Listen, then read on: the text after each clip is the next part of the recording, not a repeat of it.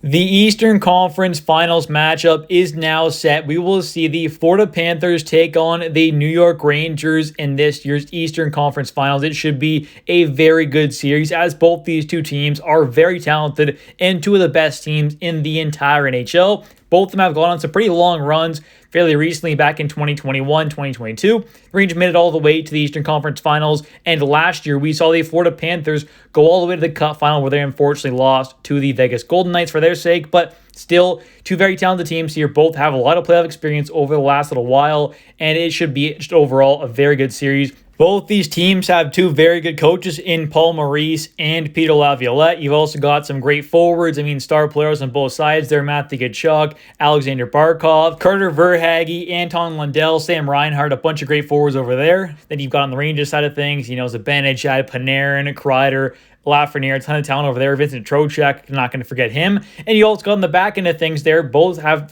pretty solid decor as well. Got Aaron Ekblad, guys like Brandon Montour. And on the Rangers side of things there, you got Adam Fox, Keandre Miller, Braden Schneider. Obviously, some other great defensemen as well. So, in general, should be a great series. Two very talented Russian goaltenders going up against each other as well in Igor Shesterkin and Sergei Bobrovsky. And that's where we're going to start in this one for this series preview here, as these are two very talented goaltenders, but I think it's pretty clear here that the Rangers do have the edge in net, as Igor Shesterkin is an elite goaltender when it comes to playoffs. I mean, in the regular season, he is still very, very good, but once it comes to playoffs, it seems like he hits a whole other level, as so far this year, he has a 2.4 goals against average and a .923 save percentage with an 8-2 record. He has been amazing so far and definitely is a huge reason on why this New York Rangers team was able to sweep Washington Capitals there, as well as beat the Carolina Hurricanes in 6 games. His overall, career so far in the NHL playoffs, he's got a 2.43 goals against average and a .927 save percentage in 38 games played. He has been phenomenal and consistently has proven that he is a playoff performer, which is exactly what you want to see out of your goaltender. And on the other side of things there for the Florida Panthers, they have in net Sergei Bobrovsky, who at this point in his NHL career is definitely not in his prime. He's past that, but he's still very talented, making a ton of money. Definitely not quite worth that contract, but he's still a pretty talented guy, obviously. Has a ton of experience in the playoffs. In his NHL career in the playoffs, he does have 81 games played, 75 starts. He's been around for a very long time, and so far in this year's playoffs, he does have an 8-3 record with a 2.37 goals against average and a .902 save percentage. The numbers are definitely not the best in the world. They're not great, but he still is going to be, I would say, the best goaltender the Rangers have played so far in this year's playoffs. I think he's a better guy than Charlie Lindgren and Freddie Anderson, so he's going to be a tough opponent there. Definitely a better one than those two guys, I would say, in my opinion. And when Bob is hot, though, he can definitely steal a game here or there. I mean, he might have a couple games where he's, playing not too good at all, but he is very talented and definitely does have a very good team in front of him as well, which will definitely help him out quite a bit. And now taking a look here at the players in front of these two goaltenders and taking a look at the overall scoring so far for both these teams in the first 2 rounds combined. The Rangers have 35 goals for and 26 goals against. They have a 2.6 goals against per game and a goals for per game of 3.5, which is not too bad at all. They're scoring at a pretty good level there, allowing a little more than I would like to see against, you could say, but definitely overall they're doing a pretty good job at defending and scoring goals. Obviously, the 5-on-5 can definitely be an issue at times for the Rangers, but I still think they're a pretty good team and definitely have done a pretty good job so far at scoring some goals and defending as well. Then you take a look there for the Florida Panthers. They have 39 goals for and 27 goals against. Not too bad there at all. They do have one more game played than the Rangers there, so 4 more goals and 1 more game played. Not too big of a deal. They're not too big of a difference. Rangers have 1 less goal against in, 1 less game played. So I would say the numbers are pretty even there. You take a look at the goals against per game. Florida Panthers are at 2.45, so they're doing a bit better there than the Rangers are at, not allowing goals. And then you have on the other side of things there for the goals for the Florida Panthers they're at a 3.55. So they're doing a bit better in both departments there, but not by too much. I wouldn't say they have a massive advantage in the overall kind of scoring so far.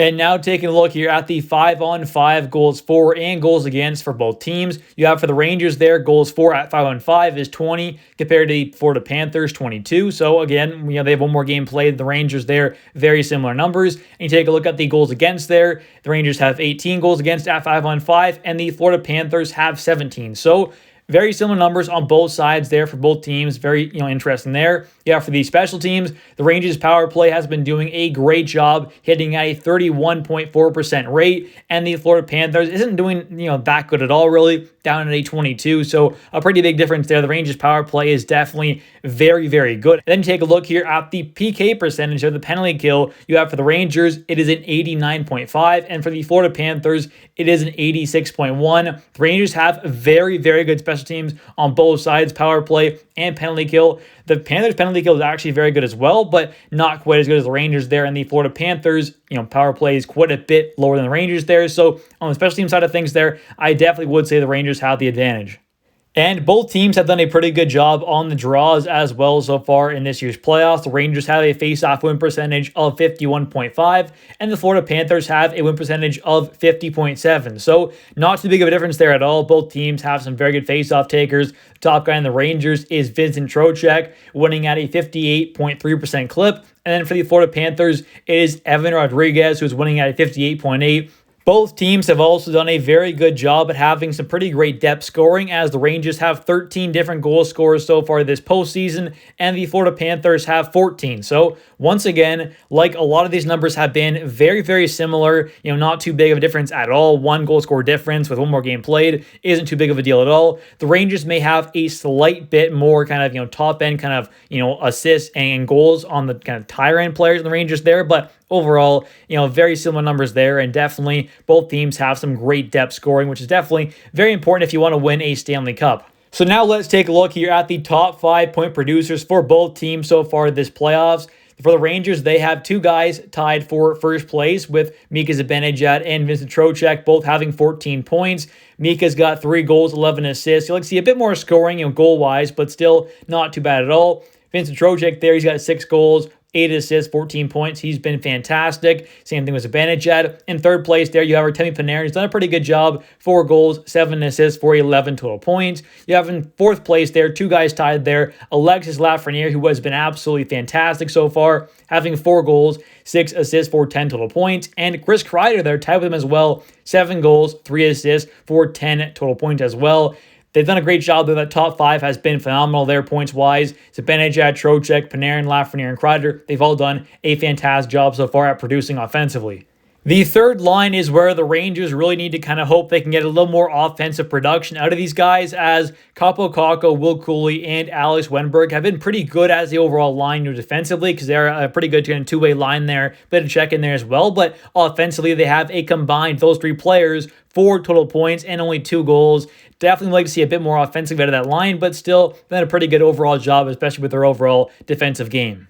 And the offensive production out of the defensemen for the Rangers has also been a bit disappointing, as well as a guy like Adam Fox, for example, who is a quarterback of the power play for the Rangers there, has only 4 points, 4 assists in 10 games played so far. Definitely want to see a lot more offensive production out of him, but he definitely does not seem like he's playing near 100%, so hopefully he can kind of heal up here with this extra few days off, as the Rangers do not play the Florida Panthers until Wednesday. But now taking a look here on the other side of things there, where the Florida Panthers, their top 5 point producers are Matthew Tkachuk in first place, 11 games played there, 4 goals, 10 assists, 14 points. He has been fantastic. Alexander Barkov, 11 games played, 5 goals, 8 assists, 13 points. Carter Verhaeghe, 6 goals, 5 assists, 11 points, not too bad at all. Then you have Anton Lundell and Sam Reinhart tied there for 4th place, as they both have 9 points. Anton Lundell's got 2 goals, 7 assists, and Sam Reinhart has 5 goals, 4 assists. So they've got some very talented offensive players as well, just like the Rangers do, but I would say their scoring is a little more kind of spread out a bit, unlike the Rangers, where they have a bit more kind of in their higher end guys with their offensive production, but still, overall, 13 goal scorers for the Rangers and 14 for the Panthers. Still very, very even. I think overall, though, it should be a very fun series to watch, very entertaining one no matter what. I mean, the Rangers are a very talented team. So are the Panthers. A lot of physicality, I'd imagine. Maybe a fight here or there as well. It's definitely a possibility with these two teams. Going to be a lot of hits here, a lot of physical play. Definitely should be very fun to watch. I think overall, though, my prediction is going to be Rangers in 7. I am a Rangers fan, so if you want to call me biased, that's okay. But in general, though, I think the Rangers are going to come out on top here with a Game 7 win. The Rangers do also have the home ice advantage, as they did win the President's Trophy, so Game 7 would be in New York as well, which would be obviously in the favor of the Rangers. I think overall, like I said, should be a great series, and the first game is on Wednesday, May 22nd at 8 p.m. Eastern Time. Anyways, though, that's going to do it for this video. If you have enjoyed, please smash the like button. It helps out the channel a ton. I would really appreciate it. If you are a Rangers fan, don't forget to subscribe for daily New York Rangers content. And also don't forget to comment down below your predictions for this series, whether you're cheering for the Panthers or the Rangers. Let me know your thoughts. Thanks for watching. I'll catch you in the next one. Bye.